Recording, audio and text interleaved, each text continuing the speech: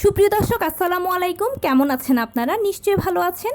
আজকের ভিডিওতে আপনাদের সবাইকে স্বাগত জানাচ্ছি। আজকে আমি আপনাদের সাথে শেয়ার করব নর্মাল ডেলিভারির খুব কার্যকর দুটো টিপস সম্পর্কে। তাহলে চলুন মূল ভিডিওতে যাওয়া যাক। বাই দ্য ওয়ে, মূল ভিডিওতে যাওয়ার আগে একটা কথা বলি, আমি আমার চ্যানেলে pregnancy related, specially normal delivery related অনেক ইম্পর্টেন্ট তথ্য ভিডিও আকারে শেয়ার করে থাকি। এই তথ্যগুলো আমার পার্সোনাল এক্সপেরিয়েন্স ও আমার ডক্টরের সাজেশন থেকে নেওয়া। তাই আমার চ্যানেলটিকে যদি একবার আপনারা ভিজিট করেন, তাহলে আপনারা আপনাদের প্রশ্নাতীত মনের অনেক প্রশ্নের উত্তর পেয়ে যেতে পারেন। আমন্ত্রণ জানাবো আমার চ্যানেলটিকে একবার ভিজিট করে দেখার। এবারে চলুন মূল আলোচনায় যাওয়া যাক। আমি শুরুতেই বলেছি আজকে আলোচনা করব নর্মাল ডেলিভারির জন্য খুব কার্যকর দুটি টিপস। দেখুন, আমরা সবাই জানি যে নর্মাল ডেলিভারিটা সিজারের তুলনায় খুব ভালো। কেননা সিজার হচ্ছে একটা ছোটোখাটো অপারেশনের আগে পরে বিভিন্ন ধরনের ঝুঁকি থাকে বিভিন্ন ধরনের সাইড ইফেক্টস। সিজারিয়ান পেশেন্টকে সারা জীবনভর কিছু না কিছু রোগশোক বহন করতে হয়, মানতে হয় বিভিন্ন ধরনের নিষেধাজ্ঞা। কিন্তু নর্মাল ডেলিভারির পেশেন্ট তার সব কিছু থেকে সেফ ও সিকিওর থাকে, তাদের কোনো নিষেধাজ্ঞা নেই, তারা অনায়াসে দিনাতিপাত করতে পারে। আর সেজন্য আমরা সবাই নর্মাল ডেলিভারিকে পছন্দ করি, নর্মালে বাচ্চা জন্ম দিতে চাই। কিন্তু নর্মাল ডেলিভারিটা হচ্ছে একটা ন্যাচারাল প্রসেস। নর্মাল ডেলিভারিতে যে 5টি ধাপ রয়েছে, প্রতিটি ধাপই কিন্তু একটার পর একটা সংগঠিত হয়, প্রাকৃতিকভাবে সংগঠিত হয়। জোর করে ডাক্তার দিয়ে, ঔষধ দিয়ে কোনোভাবে এগুলো তৈরি করা সম্ভব নয়, বা এই ঘটনাগুলো ঘটানো সম্ভব নয়। এগুলো সবই প্রাকৃতিকভাবে আপনার সাথে একটার পর একটা সংগঠিত হবে। আর সেজন্য আপনাকে কিন্তু প্রাকৃতিকভাবে প্রস্তুতি নিতে হবে নর্মাল ডেলিভারির জন্য। আপনারা নর্মাল ডেলিভারি যদি চান, তাহলে এই দুটো টিপস অবশ্যই মানবেন, দেখবেন ইনশাল্লাহ নর্মাল ডেলিভারি হবেই হবে। এবারে বলছি সেগুলো কি কি। প্রথমেই আপনাকে অবশ্যই সকালবেলা খুব ভোরে ঘুম থেকে উঠতে হবে। ঘুম থেকে উঠে চেষ্টা করবেন বাহিরে খোলা রোদে বাতাসে হাঁটাচলা করতে।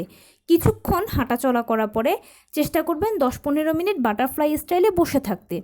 এতে আপনার যে উপকারটা হবে, আপনি বাহিরে হাঁটাচলা করলে আপনার ব্যায়াম হলো নর্মাল ডেলিভারির জন্য যেটা প্রয়োজন। বাহিরে আমরা সবাই জানি যে সকালবেলার বাতাসটা খুব ভালো অক্সিজেন, ফ্রেশ অক্সিজেন পাওয়া যায়। আর গর্ভাবস্থায় একজন মা ও বাচ্চার জন্য ফ্রেশ অক্সিজেনের খুব দরকার। আপনিও পেলেন, আপনার বাচ্চাও পেল। আর সকালের রোদে যে ভালো ভিটামিন ডি আছে, সেটা আপনি সবাই জানি। তাই এই ভিটামিন ডিটা আপনার ও বাচ্চার উভয়ের ভালো কাজে দিল। এবং আপনি যে কিছুক্ষণ বাটারফ্লাই স্টাইলে বসে থাকলেন, এতে আপনার পেলভিসের ব্যায়াম হলো, প্লাস আপনার রেস্টও হয়ে গেল। আর পেলভিসের ব্যায়ামটা খুব গুরুত্বপূর্ণ এই জন্য যে বাচ্চা বেরোনোর সময় যদি সময় মতো পেলভিস সংকোচন প্রসারণ হয়, তাহলে আর আপনার ডেলিভারির সময় সাইড কাটার প্রয়োজন হবে না, অনায়াসে আপনার বাচ্চা বেরিয়ে চলে আসবে। অবশ্যই লো কমেট ব্যবহার করবেন। হাই কমেট ব্যবহার করার অভ্যেস থাকলেও ছেড়ে দিয়ে লো কমেটটা ব্যবহার করুন, এতেও আপনার পেলভিসের খুব ভালো ব্যায়াম হয়ে যাবে। এরপরে আপনি গৃহিণী বা আপনি কর্মজীবী যাই হয়ে থাকেন না কেন, আপনি আপনার কাজকর্ম তো করবেনই, চেষ্টা করবেন সব কাজের মাঝে টুকটাক কায়িক শ্রম করতে। টুকটাক কায়িক শ্রম করলে সেটাও ব্যায়ামের মতো হয়ে যাবে। অবশ্যই রাত 9টা থেকে 9:30টার মধ্যে রাতের খাবারটা খেয়ে ফেলবেন। যদি আপনি রাত 9টা থেকে 9:30টার মধ্যে রাতের খাবারটা খেয়ে ফেলতে পারেন, তাহলে গ্যাস্ট্রিক, কোষ্ঠকাঠিন্যের মতো অযাচিত সমস্যাগুলো থেকে আপনি অনায়াসে ঔষধ ছাড়া রেহাই পেয়ে যাবেন। এরপরে অবশ্যই কিছুক্ষণ হাঁটাচলা করবেন এবং কিছুক্ষণ বাটারফ্লাই স্টাইলে বসে থাকবেন। এতে আপনার ব্যায়ামও হবে, আর সেই সাথে বাটারফ্লাই স্টাইলে বসে থাকলে তো রেস্টও হলো, পেলভিসেরও ব্যায়াম হয়ে গেল। আর 10টা থেকে 10:30টার মধ্যে প্লিজ কোনো ডিভাইস ছাড়া ঘুমিয়ে পড়ার চেষ্টা করুন। ডিভাইস থেকে ক্ষতিকর রেডিয়েশন ছাড়ে, যেটা মা বাচ্চা উভয়ের জন্য ক্ষতিকর। আর কোনো ডিভাইস ছাড়া আপনি যদি ঘুমিয়ে পড়তে পারেন, তাহলে দেখবেন আপনার খুব ভালো একটা ঘুম হয়েছে।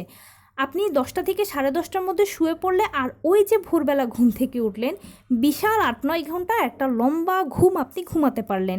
এতে আপনার মাইন্ডটাও রিফ্রেশ হলো, আর ব্রেনটাও আপনার রিল্যাক্স হলো। আর আপনি যখন ভালো থাকবেন, আপনার বাচ্চাও ভালো থাকবে। আর এই ভালো ঘুমটা বাচ্চার ব্রেন ডেভেলপমেন্টে খুব ভালো কাজে দেবে।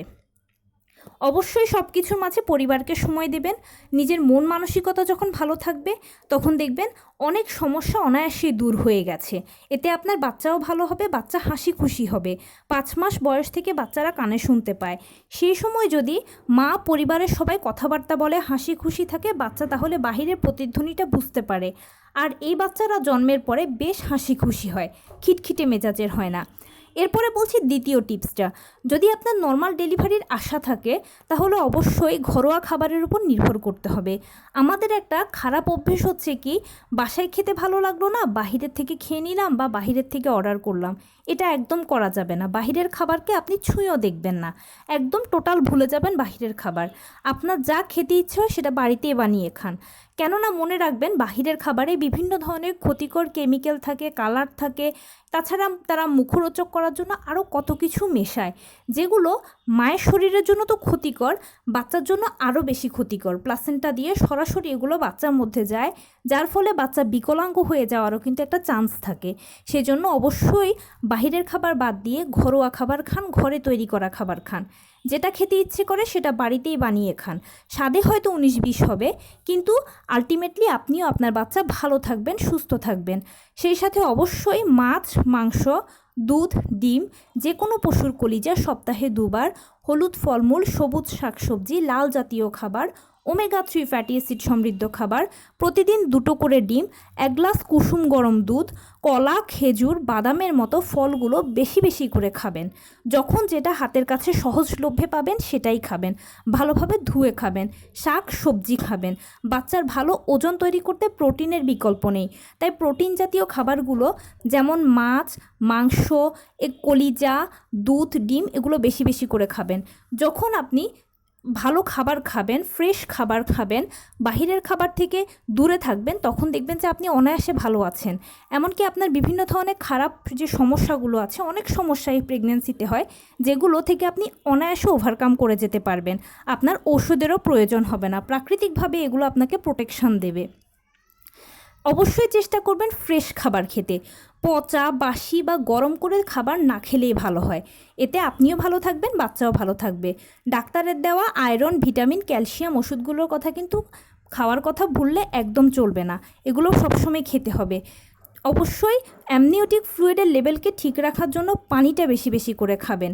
আর যে কোনো খাবার খাবেন সেটা একটু গরম গরম খাওয়ার চেষ্টা করবেন। এতে যেটা হবে যে আপনার অ্যামনিওটিক ফ্লুইডটা তৈরিও হবে, প্লাস এটা শরীরে আটকেও থাকবে। আপনার পরবর্তীতে ডেলিভারির সময় আর কোনো অসুবিধা হবে না।